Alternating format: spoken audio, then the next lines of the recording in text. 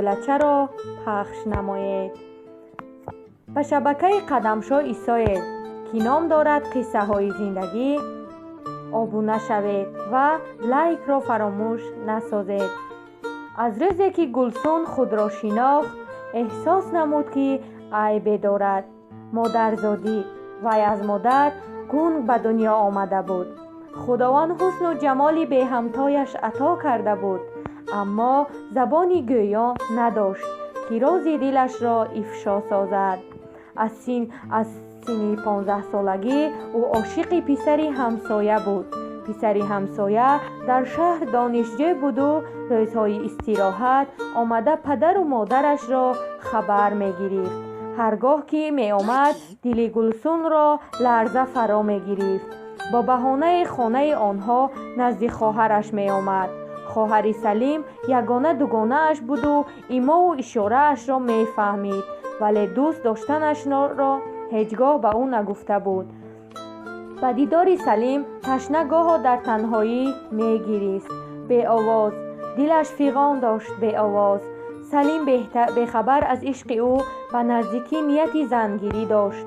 به همسبقش دل داده عهد عشق و محبت بسته بود. گلسون گاهامه شد که ساعتها به عکس سلیم می نگریست.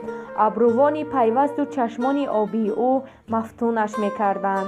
سلیم نگاه های معنیدار گلسون را بارها پیخست کرده بود، ولی خود را به نادانی می زد.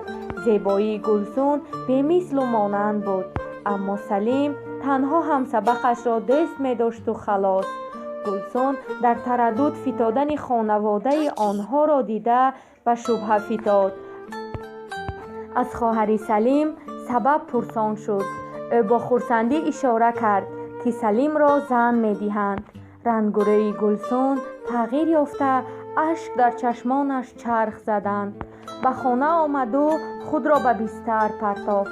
درد دل شکسته اش را به کسی اظهار کرده نمی توانست. از فکر و اندوه در 2 روز به پوست و استخوان تبدیل یافت. غمباده یارش شد. دیگر به خانه همسایه نمی رفت.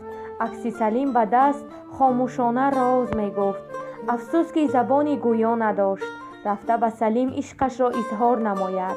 خاموش ناله می کرد. از درگاه خداوند امداد می خواست. به مادر اشاره نمود که چرا در وقت طفل بودنش او را از حیات محروم ننمود. امروز اینقدر عذاب و مشقت یارش نمی شدند. دختر از اشتها مانده خوراک نمی خوردگی شد. پدر و مادر حالت او را دیده به تشخیص بردند. تشخیص طبی دردمندی قلبش را نشان داده تأکید نمودند که خطر کلان به سلامتی دختر تهدید می کند. به بیمارخانه خوابانیدند گلسون را تا بگاهی طاقت کرد و بعد گریخته به خانه آمد. اهل عائله از این رفتار گلسون حیران ماندند. نیت کردند که صبح بر وقت او را برده مجبوری می خوابانند. امشب پسری همسایه توی داشت. برای همین آنها که در همسایگی بودند در خدمت بودند. گلسون کرته و پاجامه اطلسی زربافته اش را پوشیده مویهای درازش را شانه کرد. با ابروانش اسمه کشید. علمش می آمد که زبانی گویا ندارد. گلسون قرار داد که تا آخری توی می رقصد. از اولی بزم گلسون از تحت دل رقصید. تبسم می کرد. سلیم گاه به اون می نگریست و معنی دارانه لبخند می کرد. در دل اندیشه می کرد که دختری همسایه خیلی زیبا و اما گنگ. خواهر سلیم اکنون درک کرد که گلسون سلیم را از صمیم قلب خود دوست می داشته است. چشمان او گواه دلش بودند. وقتی که بزم انجام یافت یک باره پیش چشمان گلسون را سیاهی پخش کرد و او قریب که سرازیر به زمین فتاد. مادرش زود از کتفان او داشت.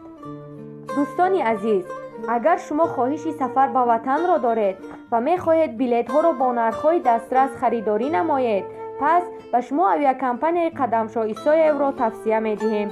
به رقم‌های در اکران بوده زنگ زنید و بلیط ها را با نرخ‌های دسترس خریداری نمایید. مادرش زود از کتفان او داشت. به حولی بردند او را. گلسون در هوای گرم تابستان تب لرزه شد. چشمان گلسون گفتنی‌های زیادی داشتند. یاری تجلی وقتی رسید که قلب گلسون احیان تپیش داشت.